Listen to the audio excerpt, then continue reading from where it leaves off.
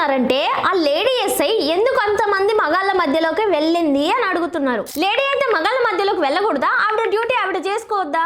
ఆడవాళ్ళని ఎంత చిన్న చూపు చూస్తున్నారంటే మీ మాటల్లోనే అర్థమవుతుంది మీరు ఏ స్థాయిలో గౌరవిస్తున్నారు అధికారికి అని. ఇలాంటి సంఘటనలు జరిగినప్పుడు రోజాక్క నోరిప్పదు, శ్యామలక్క నోరిప్పదు, మరి ఎక్కడ పోతారో ఏమో. జీరో నాలెడ్జ్ తోని వైసీపీ పార్టీలో ఉన్న వాళ్ళందరూ పనిచేస్తున్నారు అనడానికి ఉదాహరణ ఈయన ఒక్క మాటలు వింటే సరిపోతుంది. అక్కడికి వెళ్ళిన ఎస్ఐ గారినంట అమ్మ వెళ్ళిపో నీ ఆరోగ్యం బాలేదని ఫస్ట్ సూచించిరంట. అయినా ఆవిడ వెళ్ళకపోవడంతో అలా జరిగిందని చెప్తున్నారు.